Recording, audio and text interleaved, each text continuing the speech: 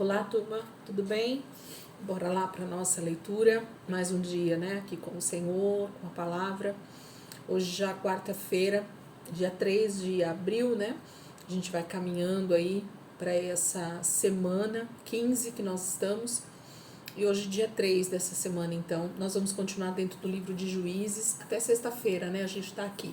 Então, a gente tem esses 3 dias aí para falar dentro do livro de Juízes. E hoje a gente entra em um texto extremamente poderoso dentro da palavra, com um personagem muito conhecido e que vale a pena a gente então meditar um pouquinho mais no texto onde fala desse personagem chamado Sansão, e que aí a gente vai poder então entender um pouco mais sobre tanto o sucesso do ministério de Sansão quanto os seus fracassos, e tirar lições tanto do seu sucesso quanto do seu fracasso, para que a gente possa entender o mover de Deus na nossa vida e não entrarmos nesses declínios também, como Israel passou nesse tempo dos juízes. Então, hoje, capítulo 13, 14 e 15. Vamos lá?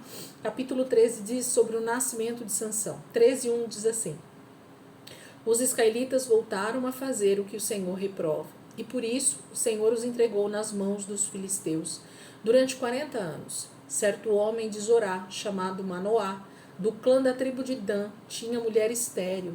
Certo dia o anjo do Senhor apareceu a ela e lhe disse: você é estéril, não tem filhos, mas engravidará e dará à luz um filho. Todavia, tenha cuidado, não beba vinho, nem outra bebida fermentada, e não coma nada impuro. E não se passará navalha na cabeça do filho que você vai ter, porque o menino será nazireu, consagrado a Deus desde o nascimento. Ele iniciará a libertação de Israel das mãos dos filisteus. Então a mulher foi contar tudo ao seu marido. Um homem de Deus veio falar comigo. Era como um anjo de Deus, de aparência impressionante. Não lhe perguntei de onde tinha vindo, e ele não disse o seu nome, mas ele me assegurou: você engravidará e dará à luz um filho. Todavia não beba vinho nem outra bebida fermentada, e não coma nada impuro, porque o menino será nazireu, consagrado a Deus, desde o nascimento até o dia da sua morte. Então Manoá orou ao Senhor: Senhor, eu te imploro que o homem de Deus que enviaste volte para nos instruir sobre o que fazer com o menino que vai nascer. Deus ouviu a oração de Manoá, e o anjo de Deus veio novamente falar com a mulher, quando ela estava sentada no campo. Manoá, seu marido, não estava com ela, mas ela foi correndo contar ao marido: o homem que me apareceu outro dia está aqui. Manoá levantou-se e seguiu a mulher. Quando se aproximou do homem, perguntou: foste tu que falaste com a minha mulher? Sim, disse ele. Quando as tuas palavras se cumprirem, Manoá perguntou: como devemos criar o menino? O que ele deverá fazer? E o anjo do Senhor respondeu: sua mulher terá que seguir tudo o que eu ordenei a você. Ela não poderá comer nenhum produto da videira, nem vinho ou bebida fermentada, nem comer nada impuro. Terá que obedecer a tudo o que ordenei a você. Manoá disse ao anjo do Senhor: gostaríamos que ficasse conosco, queremos oferecer-te um cabrito. E o anjo do Senhor respondeu: se eu ficar, não comerei nada, mas se você preparar um holocausto, ofereça ao Senhor. Manoá não sabia que ele era um anjo do Senhor. Então Manoá perguntou ao anjo do Senhor: qual é o teu nome, para que te prestemos homenagem quando se cumprir a tua palavra? E ele respondeu: por que pergunta o meu nome? Meu nome está além do entendimento. Então Manoá apanhou um cabrito e a oferta de cereal e os ofereceu ao Senhor sobre uma rocha. E o Senhor fez algo estranho enquanto Manoá e sua mulher observavam. Quando a chama do altar subiu ao céu, o anjo do Senhor subiu na chama. Vendo isso, Manoá e sua mulher prostraram-se com o rosto em terra. Como o anjo do Senhor não voltou a manifestar-se a Manoá e a sua mulher, Manoá percebeu que era um anjo do Senhor. Sem dúvida vamos morrer, disse ele à mulher, pois vimos a Deus. Mas a mulher respondeu: se o Senhor tivesse a intenção de nos matar, não teria aceitado o holocausto e a oferta de cereal das nossas mãos. Não nos teria mostrado todas essas coisas e não nos teria revelado o que agora nos revelou. A mulher deu à luz um menino e pôs-lhe o nome de Sansão.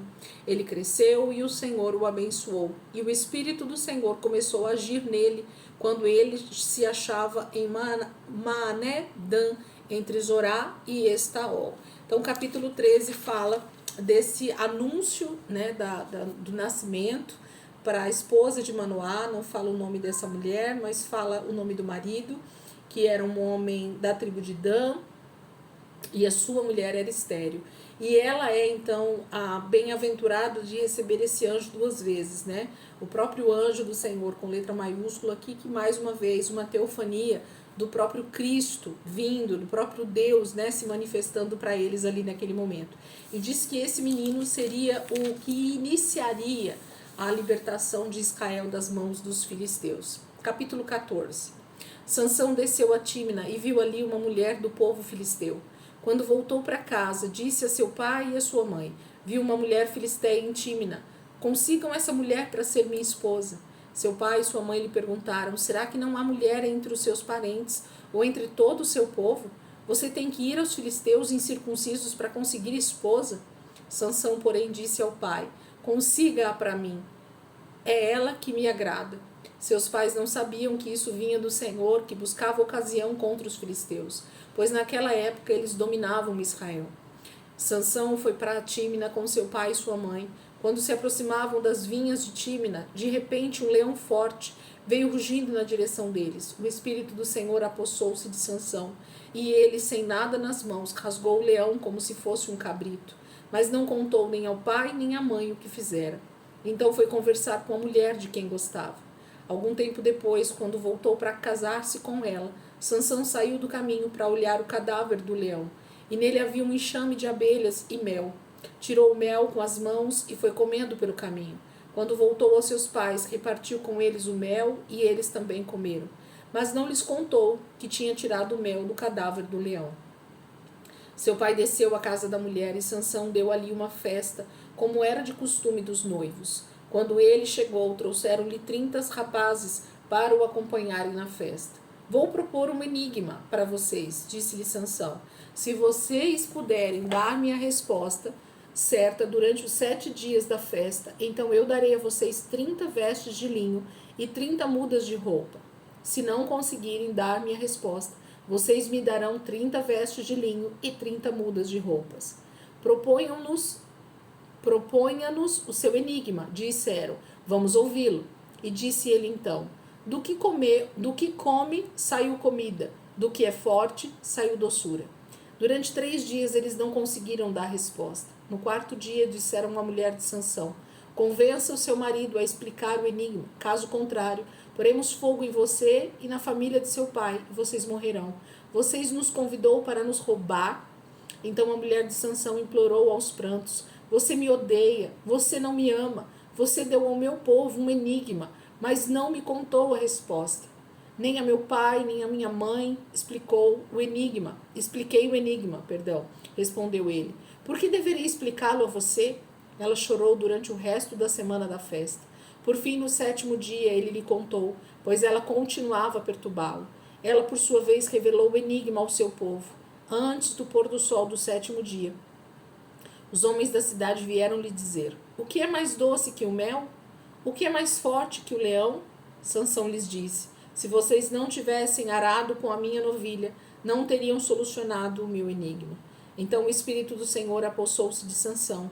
Ele desceu a Ascalon, matou 30 homens, pegou as suas roupas e as deu aos que tinham explicado o enigma. Depois, enfurecido, foi para a casa do seu pai. E a mulher de Sansão foi dada ao amigo que tinha sido o acompanhante dele no casamento. Capítulo 14 fala desse casamento de Sansão com uma mulher filisteia, da cidade de Tímina, né? Não fala o nome dessa mulher nesse casamento, mas fala que ele se casa com ela e durante a festa dos 7 dias, que era a festa que se fazia naquele tempo, eram de 7 dias do casamento, ele propõe um enigma para os acompanhantes, para os homens que estão ali. E esses homens, enfurecidos com esse enigma que eles não puderam solucionar, eles perturbam, né, a mulher de Sansão, que é do seu povo, para que ela consiga a resposta. E eles conseguiram, e Sansão então dá o prêmio, né, pela solução do enigma, mas como tudo foi feito debaixo dessa perturbação com a sua esposa, ele fica entristecido, enfurecido, e vai embora e deixa a esposa para trás. E a palavra diz que a sua esposa foi dada a um amigo, que tinha sido um desses homens que estavam como acompanhante de Sansão durante os 7 dias da festa. Capítulo 15. Algum tempo depois, na época da colheita do trigo, Sansão foi visitar a sua mulher e levou-lhe um cabrito. Vou ao quarto da minha mulher, disse ele, mas o pai dela não quis deixá-lo entrar. Eu estava tão certo de que você a odiava, disse ele, que a dei ao seu amigo. A sua irmã mais nova não é mais bonita? Fique com ela no lugar da irmã. Sansão lhes disse, desta vez ninguém poderá me culpar, quando eu acertar as contas com os filisteus. Então saiu, capturou 300 raposas e as amarrou aos pares pela cauda. Depois prendeu uma tocha em cada par de cauda. Acendeu as tochas e soltou as raposas no meio das plantações dos filisteus. Assim ele queimou os feixes, o cereal que iam colher, e também as vinhas e os olivais. Os filisteus perguntaram, quem fez isso? Respondeu-lhes, foi Sansão, o genro do Timinita, porque a sua mulher foi dada ao seu amigo. Então os filisteus foram e queimaram a mulher e seu pai. Sansão lhes disse, já que fizeram isso, não sossegarei enquanto não me vingar de vocês. Ele os atacou sem dó nem piedade e fez terrível matança. Depois desceu e ficou numa caverna da rocha de Etã. Os filisteus foram para Judá e lá acamparam, espalhando-se pelas proximidades de Leí. Os homens de Judá perguntaram, por que vocês vieram lutar contra nós? E eles responderam, queremos levar Sansão amarrado, para tratá-lo como ele nos tratou. 3.000 homens de Judá desceram então à caverna da rocha de Etã e disseram a Sansão, você não sabe que os filisteus dominam sobre nós? Você viu o que nos fez? E ele respondeu, fiz a eles apenas o que eles me fizeram.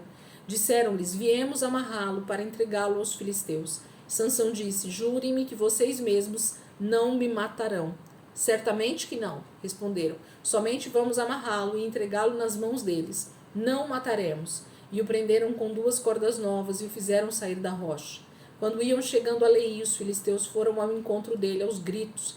Mas o Espírito do Senhor apossou-se dele. As cordas em seus braços se tornaram como fibras de linho queimado, e os laços caíram das suas mãos. Encontrando a carcaça de um jumento, pegou a queixada e com ela matou 1.000 homens. Disse ele então, com uma queixada de jumento fiz deles montões, com uma queixada de jumento matei 1.000 homens. Quando acabou de falar, jogou fora a queixada, e o local foi chamado Ramat-Leí. Sansão estava com muita sede, e clamou ao Senhor, deste pela mão de teu servo esta grande vitória. Morrerei eu agora de sede, para cair nas mãos dos incircuncisos? Deus então abriu a rocha que há em Leí, e dela saiu água. Sansão bebeu, suas forças voltaram, e ele recobrou o ânimo. Por esse motivo, essa fonte foi chamada En-Acoré, e ainda lá está em Leí. Sansão liderou Israel durante 20 anos, no tempo do domínio dos filisteus. Então, capítulo 15 fala dessa vingança, né, de Sansão para com os filisteus por causa da morte da família dessa sua esposa, do pai dela e dela. E ele se vinga queimando toda a plantação que já estava pronto para a colheita ali naquele momento dos filisteus. E eles, irados, vão para Judá em busca de Sansão. E Sansão então mata, nesse episódio, 1.000 homens com uma queixada de jumento. Então ele pega ali dos ossos, né, do jumento que está no chão, ele pega essa parte de baixo aqui, e com esse osso, né, bem grande que tem na queixada aqui do jumento, ele pega esse osso e usa ele como uma arma. E com essa arma o Senhor dá vitória para Sansão de matar 1.000 homens sozinho.